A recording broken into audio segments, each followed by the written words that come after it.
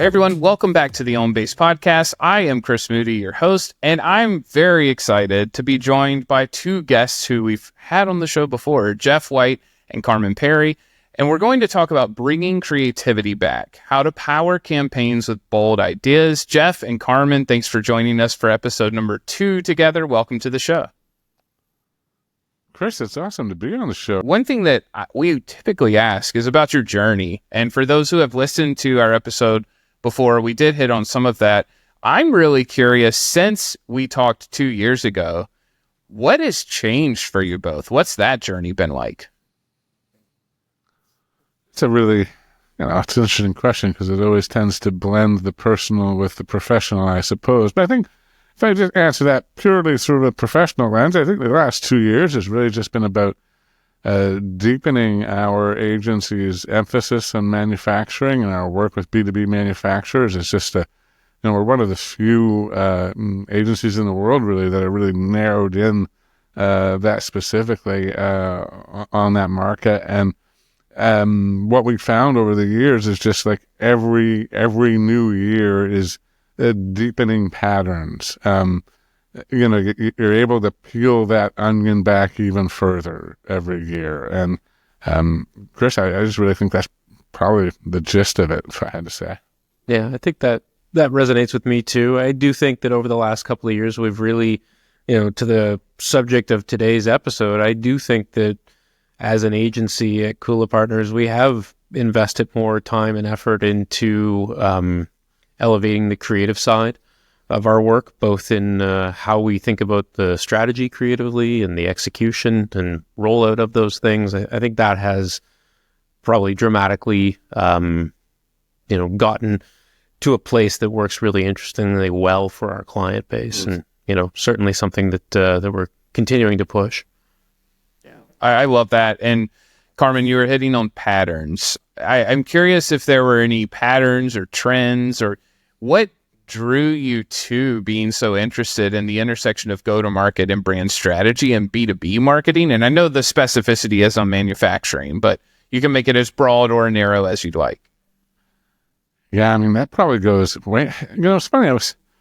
I don't know. I mean, I think back in the early days of my marketing career, brand was kind of new. It sounds really weird to say that now, but I mean, there was a time when you had advertising, but then when people that were talking about building brands were like, well, what's this person talking about? And there were, all these books written about what brand really is, et cetera. And I remember at the time trying to explain to a CEO that I was working with that using the pointillism as a way of describing branding, and that kind of every brand touch point is like a point in a pointillism painting, and all touch points combined to reveal the total picture.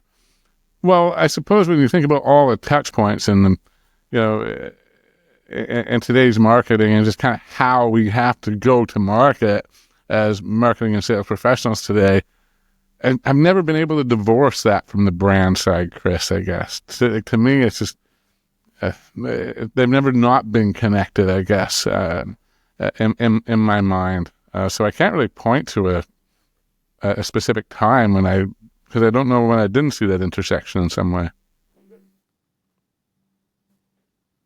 Yeah, I love that. And Jeff, I'm not sure if you feel the same. If you do feel the same, we can kind of pivot it to, instead of about the branding and, the intersection of go-to-market and brand strategy, maybe the importance of creativity. So if we make that the emphasis, I think, sure, it's always been an undercurrent, but as you do more and more with your clients, are you seeing that anything in particular is solidifying how important creativity is? I think what we're seeing with our clients is creative is coming to life in a number of different ways. And a lot of it has to do with differentiation. There's a real sea of sameness across people within a specific category. One of the categories we do a lot of work in is packaging. Manufacturers of packaging, selling packaging to other manufacturers to package their goods, and the focus around all of that is on sustainability. Everybody's talking about sustainability because it's a regulatory requirement currently or coming up, and there are all these different things. And really, if you can't differentiate how you talk about that and what it means, and how it's not just, our package is this percentage recyclable and ours, it all sounds exactly the same. And so you have to find those hinges within that to be able to talk about it in a way that elevates and differentiates your brand as you kind of hit those different touch points that reveal that whole picture, like Carman was saying.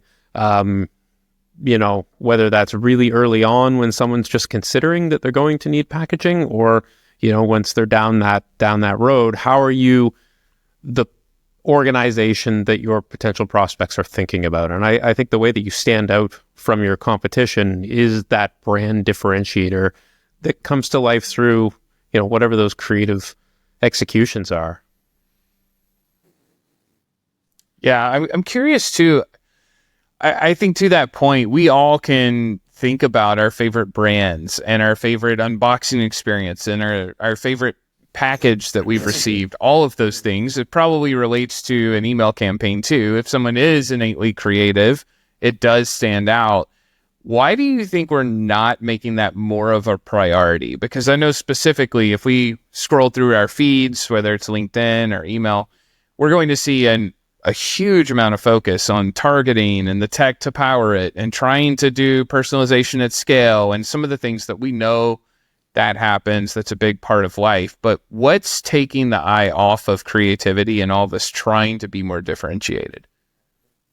I think can we blame the internet? I mean, can we blame SEO in some way? I mean, when you think about it, we had, even account-based marketing platforms, etc., they promise that you can get in front of the right person. And in some ways, the way that we used to sell creativity before was that it was because we were going to be broadcasting this on some channel that, yes, hopefully the media over-indexed and hitting your target, but it really needed to stand out and kind of get noticed by your target. And we kind of, I think, tried to, in some ways, say that targeting can get is the magic bullet for that now, because you're sending hyper-personalized messages that are directly about the features and benefits of a product that one person can use. Almost like, well, then... that's good enough. You don't need anything else. Yeah. Well, and it pushes us in the direction we think about anybody running an ABM program. I mean, think about all the different display ads that you need to be building, pieces of creative that you're building. So there's been a real drive to minimize costs there because nobody wants to spend a lot of money on that. And with that comes minimizing ideas. And I wasn't really joking when I said blaming SEO, because it's, in some ways, in the early days, like, oh, just include these keywords, just stuff these keywords, and you will get people that want this thing at this page. None of that's about creativity, really, other than creatively stuffing keywords, maybe. And finding the most efficient way to build ads. Yeah, so I think we just taught ourselves over time that we just got out of the habit. I don't think that we've suggested or we've come to a conclusion that creativity is bad. It's just that we've worshipped at another altar for a while. Yeah, it's almost like both Carman and I are old enough to remember when this kind of thing was done by, a copywriter and an art director who were working together full time on developing ideas. The copywriter would develop the words and the art director would bring it to life visually. And, that was what was sold in agencies for so long. And now it's almost like we have the AI copywriter and the tech strategist for implementation, and that's the pair. And we've kind of maybe not using the same muscles that were once used by the people delivering this kind of, type of thing. Yeah, I love that. Look, marketer here, I will confess my brain goes to Mad Men anytime we talk about how it used to be, right? And there's this whole period of time between the rise of getting on the internet with AOL CDs and dial-up modems, and we were still creative. I think everyone was trying to be creative, but I do think the sameness that you hit on happens a lot. Trying to rank for things happens a lot. Trying to repurpose, which we talked about before we even hit record, how I'm trying to repurpose this versus what is the most creative vehicle to try to get the right people to pay attention. I'm curious, you both hit on advertising a little bit there. If we are all working at similar companies and we're all trying to advertise, what are some of the ways or models or techniques that you'd recommend for us to be differentiated in how we advertise? If we start there, we can just start at the very top. Yeah, I mean, I think it's not some. I think advertising and bringing more creativity to that is important. But I think it's important to recognize all the different places that advertising, so to speak, comes to life now. When we used to think of that integrated campaign before, it meant that you could do a TV ad and a billboard or something. But now we're talking about something much deeper. It's going to have to extend from email campaigns to sales enablement content to YouTube interstitials, and ads and everything else, social posts, etc. So I think there's a couple of, I guess, a tool that I'm going to recommend is not something that's we didn't invent it, Chris. We're just stealing it like everybody else. I believe the original inventors of it was Stein IAS, B2B marketers, large B2B marketing agency. I think they may have developed this alongside of the World Advertising Research Council, although I'm not sure. But they advocate a framework called the Big Long Idea, that the complexity and the duration of the go-to-market motion for many B2B brands is, the length of time that you're in market, the complexity of the message, the number of people that you need to talk to, et cetera, is such that it needs to be powered by a big, long idea. And they give some really, I think, instructive guidance about how to think about big, long ideas. And we just incorporated that into our work and how we think about bringing a brand to life more creatively. And I think it's interesting because it seems like it sits at an intersection of campaign planning, which everybody thinks is always the purview of creative agencies, and kind of brand planning, which everybody thinks you kind of have to do it once and get it right and then not do it again, because you need to be consistent. The big long idea is kind of sits in the middle of that. It's like, it can stay in, it can live for 3 to 5 years. It can expand across a wide part of the offering. It speaks to multiple audiences. It can withstand a time in market. It's inherently extensible across many touch points.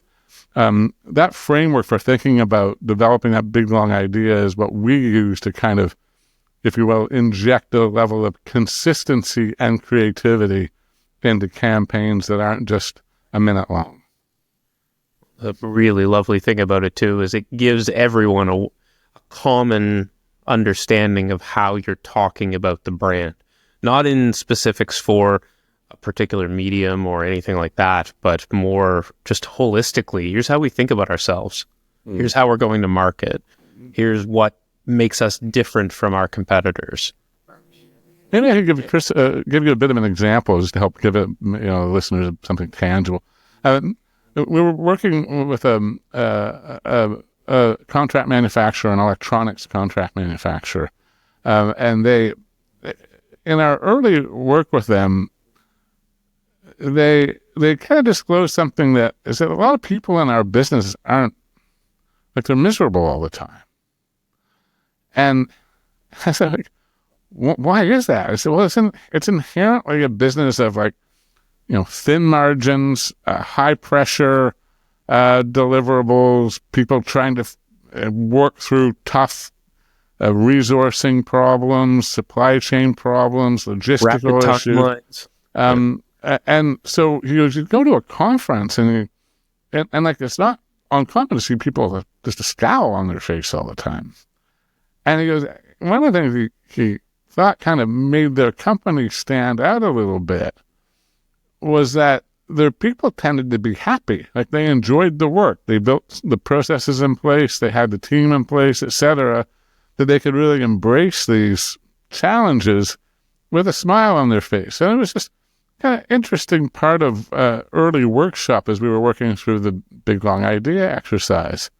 And we came to this notion of, happy people make better products.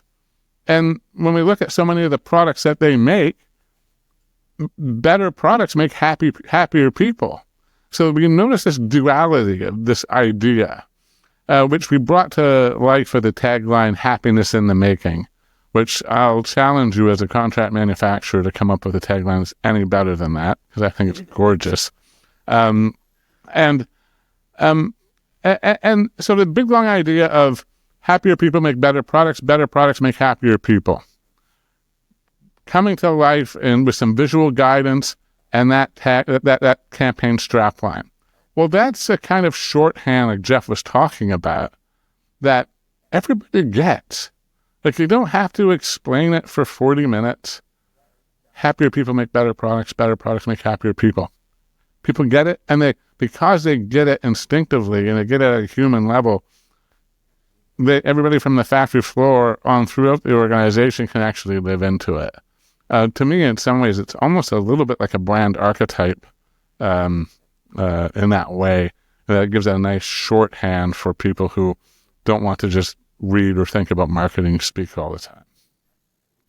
Yeah, that's great. And I think the parallels to B2B marketing are extremely strong if we just focus on B2B marketing with a heavy concentration in tech, right? What you described there feels very similar to me. I think the word that I hear the most when I talk to folks, it's precision. Everything's about, getting to the right person with the right message at the right time, which, by the way, we've said that since forever, right? All of us have.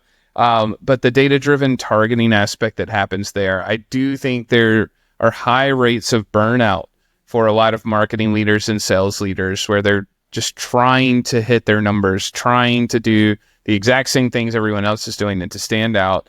And that can sometimes prohibit us from taking, these are air quotes for those listening and not watching, the perceived creative risk of a big, long idea.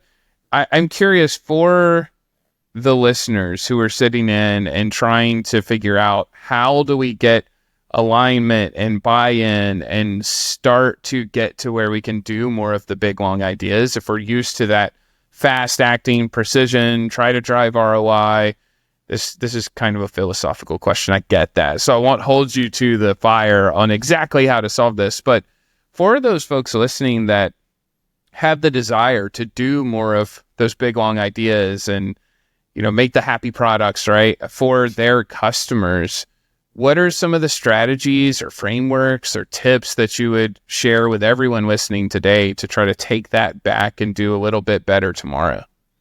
I think part of that is really in, what informs these ideas that give you a creative platform that you can then roll out across whatever marketing channels you're looking to use, is buy-in.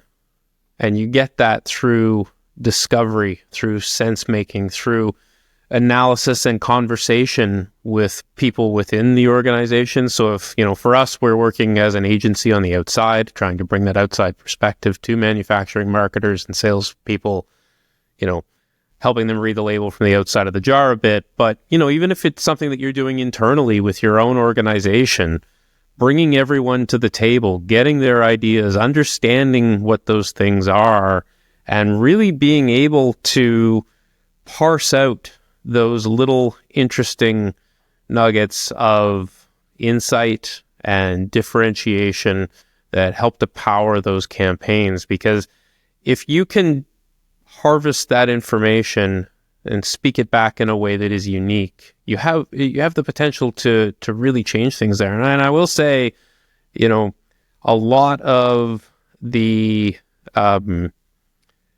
AI tools around harvesting of ideas are remarkably good at arriving at that really special component. And it's not what we used within this situation, but we've played it back on some of the discovery information that we have in the recordings and the interviews. And a lot of those tools come pretty close to help you hone in on that uniqueness. We synthesize on some of that patterns that you're hearing across those conversations. Yeah. I think part of the answer too, I think, lies in, Jeff mentioned buy-in, and you have to get buy-in for this in order for it to be successful. You need to get, I think part of what you're saying is, how do you get buy-in to even do it in the first place, right? Mm-hmm. And, I think some of it comes down to what you said about the right message. You said the right person at the right time with the right message. And then, okay, well, what do we mean by the right message? And I think when people say what you just said, they mean kind of the message that will resonate with that individual about the features and benefits of the specific product that's meant for them in their vertical or what have you. But maybe the right message is the one that actually just gets noticed, because so much of advertising, so much of the display creative, whether it's account focused or otherwise, is just wallpaper that doesn't get noticed. And if it doesn't get noticed, then it doesn't matter what it says. And I think that's the real power of a big, long idea and enhancing creativity in those across those campaigns, is that it allows you more of your campaign to get noticed. And that in and of itself, you up the percentage of people that notice it, whether they agree with it or not, whether they actually agree with the rest of the ad or not has been shown to be actually somewhat irrelevant. Getting noticed is what ends up driving the result. So I just kind of think part of the getting permission to do this work may be in changing how we think about the role of creativity and what it's intended to do. I think too, I just want to add one thing, because certainly as marketers, as folks who buy advertising, sometimes we focus too much on that frequency. Well, if we just, reiterate and show our ad that X number of times, it will get noticed, it will get remembered. Well, multiply that frequency by the power of the creative idea and consider how much more memorable that concept or that product or that organization could be if you're not just leveraging frequency and targeting, but you're also leveraging a unique concept. Yeah. I love that. I was going to ask too on how you think this technology and the more we're using AI and tools will help us with creativity. I think you started to hit at that already. If you want to spend more time there, we can definitely do that, but it could be related to this too. I'm curious, for the teams that are trying to revitalize their campaigns, which you were just talking about, just get noticed, right? That could be the win, just getting noticed. If there are teams that are trying to figure out what should we do next, what's a piece of actionable advice that you would offer them? Beyond maybe exploring a big, long idea workshop for yourself and being able to get down that road, I'm going to steal something from a recent podcast guest that we actually interviewed, because I think it's an opportunity that's open to almost every organization, but very few have the courage to take it. And she said that her strategy, because they can't outspend, they can't, they can't out a lot of things, but they can out-listen their competitors. So I guess if I'm going to boil it down to one thing you could do, I think you could actually commit to out-listening your competitors and turning that into creative fuel for your campaigns. There's no way you're going to go out and listen to prospects and customers in an intently structured way and not come out of that with a creative idea. I would challenge you to do that. I love that. That's such a good one. And this may be a thread that you pull on here. I'm curious where you see the greatest opportunities for creativity in B2B marketing over the next few years. And listening could be one of them, right? Yeah, I mean, are we talking channels, or are we talking types of opportunities there? I guess there's a bunch of different ways that could. Yeah, my answer would be yes. So wherever you want to take it, let's take it. I think kind of one of the cool things is that the channel playbook kind of been broken now. I mean, it used to be, okay, we said, even whenever, okay, well, social media is a thing now. We're definitely sure Twitter's a thing. We're definitely, but I use Twitter intentionally because that's when you needed to have, okay, we need to be present on all, these core 4 social media platforms. It has to be the case. Well, in 2025 and beyond, that channel certainty has gone away. But I think that for most B2B brands, the biggest creative opportunity they have is just in committing to it. So many other competitors will try to bore their prospects into buying from them. And if you're the one person in your category that is actually interested in exciting people to buy from them, you'll probably find some benefit there. Yeah, we have one client in the plumbing space, in the B2B plumbing space, and they manufacture valves and associated hardware with that. And, part of that outlistening was finding out from their salespeople, from the influencers that they were working with on the plumbing side, and yes, there are plenty of those, that, the big differentiator in terms of their product versus their competitors was that it was heavier. And it communicated a quality metric that simply can't easily be shown, but it can be talked about and it can be brought to life.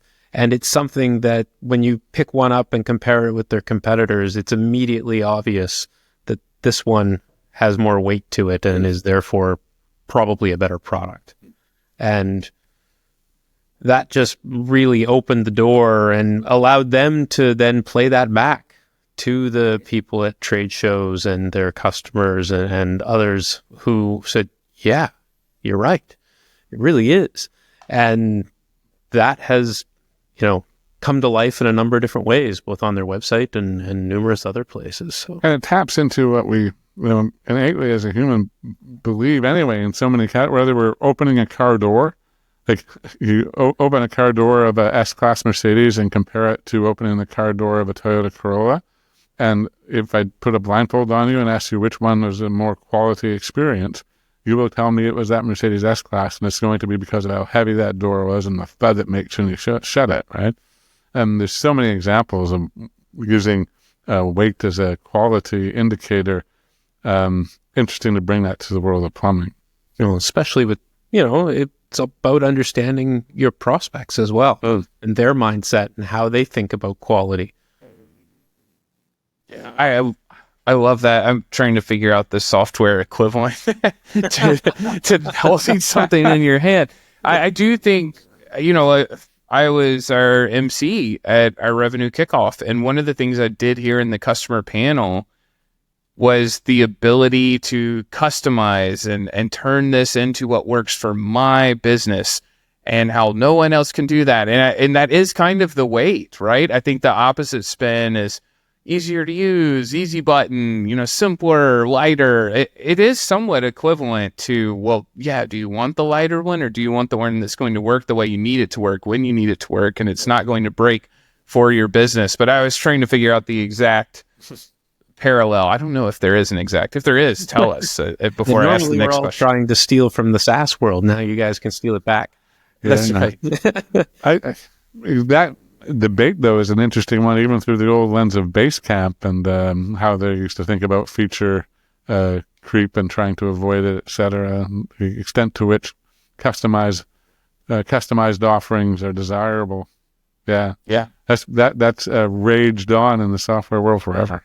Totally. Yeah. I mean, there are pros and cons, right? We live that daily where we have to be very careful in telling the right story and fitting it to the business, because it's not more features, more feeds, more speeds. That works counter to your point. It's, well, yeah, that tells me it's complicated. I need something that works. So it is that if we were trying to find the manufacturing equivalent, it's probably something universal related, right? Like you could screw this onto any type of valve versus weight, right? Right. Awesome. Well, I'm curious, how do you think AI is going to change account-based go-to-market? We've hit on it a little bit. We've talked about some of the creativity tools we can use it for. There's plenty of listening options for AI to synthesize a lot of that. But where do you see it going? I would have to assume it's just going to be a tighter integration between everything you just said. So more AI-powered targeting, fueling AI-altered creative, or AI optimized creative. I guess, Chris, I see it going the complete opposite of additional creativity in this work, I guess. I mean, I'm not trying to bemoan it as a bad thing. It's just, it's hard for me to imagine how the acceleration of AI in this space is going to lead to a reawakening of creativity. It seems like it's going the other way. Yeah, it's unfortunate that we mostly see it as a way to speed up the creation of our content and ideas as opposed to make them better or make them more compelling. Yeah, I think it creates a massive opportunity, to your point, right? So if we went back to the beginning of the episode after hearing that, I think everything that you talked about is a justification to be more creative, to say this is, our tools and technology are not going to magically solve this for us. So if we're able to do that, I think it's a further opportunity for differentiation. Man, because the technology changes really fast, but humans change really slowly. Like, we're wired the same way we've been wired for a very long time. And I don't know. It'll be interesting to see. I do think that smart marketers will be able to leverage AI to all this work that we're talking about, the research that needs to go into good creative. Well, now everybody has a research department in their Chat GPT app. We can use this technology to move faster and still move better and still move more creatively. It just doesn't strike me that that's the kind of thing that's going to be integrated into the technology. People are going to have to figure that out on their own. Man, though, your point about, humans have been wired this way forever and a day. And yes, that's true. They're also receiving more messages than they've ever received. So, the opportunity to stand out there, again, goes back to either what's being said and the creativity that powers it and how interesting and different it is. If you're going to be hit with thousands and thousands of messages a day, should choose to show people ones that are more... Our ability to ingest them hasn't gone up. No, it hasn't. If anything, it's gotten worse. Yeah, totally. Yeah, and you'll be excited to know, maybe not excited to know because this is kind of part of the problem. It's scheduled for a social network tomorrow, so that's part of the problem. But the good part, it was a different conversation with a different guest, and the exact title, I was just glancing to my left to make sure I didn't botch it. It was AI versus human connection in sales and why caveman tactics always win. And it is hitting on that human emotion. And no matter what, AI tools are here to help us to be more efficient, more scalable, and do things faster, easier. All the things. We still want to buy from people. We still want that relationship. We still want someone that we can trust. So yes, that's going out tomorrow. So I'm very much team humans will always be needed in the buying process. And the selling one. Well, yes. We're going to be on that team until we're no longer on the podcast, I suppose, and just avatars of us. Right. Yeah, until we have an AI host of the podcast with AI guests. So look forward to those days. But not listening, though. Yeah. Oh, always listening. Yeah, there probably is some alternate universe with an AI version of this podcast. But Jeff, your point, you just chimed in on sales there, and I'm curious if we shift into the lightning round. You can only pick one thing here as we start to close out our time. What is the single biggest challenge in B2B sales? Single biggest challenge. Man, I do think, and especially for a lot of our customers, it's just knowing, how do I phrase this? For a lot of the people that we work with, the products that they create aren't necessarily understood or known by their prospects yet. They don't necessarily know that this solution exists. So they may not even be problem aware. So I think in addition to the fact that their sales cycles are, they last through multiple ice ages, you really do have this problem of how do you kind of show up early on before someone is considering this kind of purchase? How do you invent a product, invent a category, invent a delivery methodology that is so different that no one even knows to look for it? But then when they realize that it's something that they need, your brand comes to mind. Like, how do you get that idea across? I think that's probably the hardest thing, is kind of being, I know this is supposed to be like a 1 or 2 word answer, but, kind of being there at the right place at the right time with the right message. I think that's still a very big part of what's so difficult. Awesome. Carman, anything you'd add? I saw you laughing at the 1 or 2 word answer. It's a tricky question. I was going to be decidedly more tactical and say it's the courage to pick up the phone. I think, it's a hard thing for salespeople to do. Pick up a phone. In some ways, the younger you are, the harder it is to do. It's funny how many sales organizations I talk to that you can solve an awful lot of problems by just having salespeople have a few more phone calls. Yeah, sounds silly and tactical, but it doesn't. I don't know the right time brackets here, but I do. It might be every 5 years, every 10 years, but you could organize people and probably guess the number of phone calls they have based on when they were born. And I know for me, I mean, I'm, the elder millennial, I think is the term, like the last year that was cut off or something. 83 was my birth year. But you got some gray in that beard. So, plenty. Yeah. I'm an old born in 83, just for the record, but, because I was always pretty technical, I cringe to pick up the phone at times, and I do. And I feel that inertia. It reminds me of when I was younger and like calling to ask someone to go to the movies with me, just all the ways that it was the only way to interact. It brings back some of that anxiety when I make a phone call. And I think you jump forward 10 years and then jump forward 10 years and then jump forward 10 years and imagine there's so many people who have never had to make a phone call, right? It's text or chat or solve something without talking to a real person. So not only the pressure and anxiety of a seller picking up the phone, but just picking up the phone. I think that's a somewhat foreign concept the younger we get in the workforce. My friend, I'm 10 years older than you, and in my generation, we had to pick up the phone and have the conversation in the living room with your mother and father present, because that was the only phone in the house. Yep. And it was on the cord that you'd get wrapped around. Yeah. I mean, it was the same for me. But but when we're talking about outlistening as a strategy, it's not just about trying to sell something, to your point, but it's also marketers picking up the phone, talking to prospects, talking to customers, understanding them. It's not that hard once you do it. It's the picking up the phone and dialing that's the tough part. The conversations are actually remarkably easy. Yep.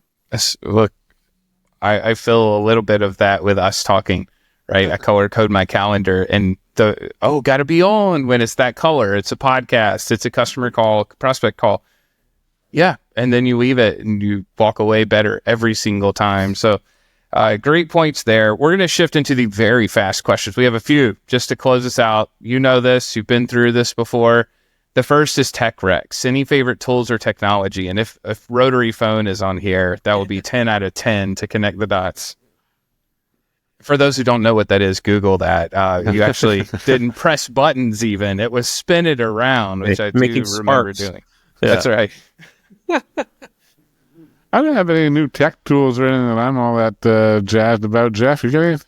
No, I think in a lot of cases for me, it's about going back to basics, like writing things down, listening, taking notes, learning from things. I guess using digital tools to write rather than pen and paper might be a bit different. But I still do find that, I went to school for graphic design, so everything was about sketching before you committed it to a computer. So it's kind of nice to get back to that, but actually be able to find your notes. There you go. Thank you, iPad and GoodNotes. Yeah, nice job there. I had drafting, so I designed a house with the ruler that was across the whole table, and you slide it up and draw the lines, and then learned AutoCAD, and that's when we found out one of our classmates who now works at Epic Games and has built levels for Fortnite and all these other things. But you could see the levels of how great people were already using computers, even though we were still in that analog world. So, yeah, great job there. What about inspirational reads or listens, book, blog, podcast, newsletter, anything like that you recommend? I'm going to say Dave Trott out of the UK on the topic of creativity, since we're talking about it. Dave's an old ad guy. It's just a phenomenal mind and way of thinking about this and making the exercise of creativity accessible to people who might be sitting there thinking that they're not the ones that need to be creative. So he has a bunch of books. Check them out. davetrott.co.uk. 1 + 1 = 3 is one of his books that I might recommend, but they're all certainly worth a read. Yeah, and Carman introduced me to Dave Trott almost 20 years ago now. I definitely second that recommendation. One of the books I've been reading is called Uncopyable by a guy named Steve Miller, not the Abracadabra one, clearly, but a different one. And, it falls right perfectly into this idea. He's more targeting smaller organizations, smaller businesses, but I think the concepts are the same, and it's about creating an idea that cannot be copied by your competitors, and you get there by listening to the people that you're trying to sell it to. Love it. Any other people that you'd recognize in the B2B space as inspirational for you? I'll highlight a podcast guest in an episode we're going to be releasing on our podcast, The Kula Ring, in short order. The wonderful chief marketing officer, lives in Vancouver now, Una DeBoer. She's with Whitewater West Industries. They make theme parks. It's a B2B business. It's totally badass, but water slides. How fun is that? Product. Yeah. But we had a great conversation with her about markets and the present day economic environment that we're all contending with, and just how to think about that. I think she's absolutely wonderful. It's awesome. I will definitely send a LinkedIn connection there. Just building theme parks, that sounds amazing. So the B2B side of that's super cool. And look, the most important question for both of you: how can everyone get in touch with you after the podcast? And then make sure you can plug the podcast. So it is the Kula Ring, Kula, just to make sure everyone gets that correctly. But what's the best way to get in touch with both of you?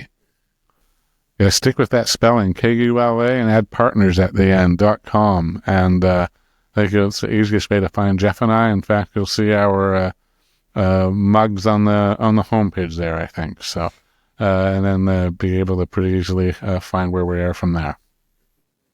Outstanding. Well, thank you both for joining me again. It was an awesome episode. Really appreciate your time. Thank you. Awesome to be with you, Chris. Thank you.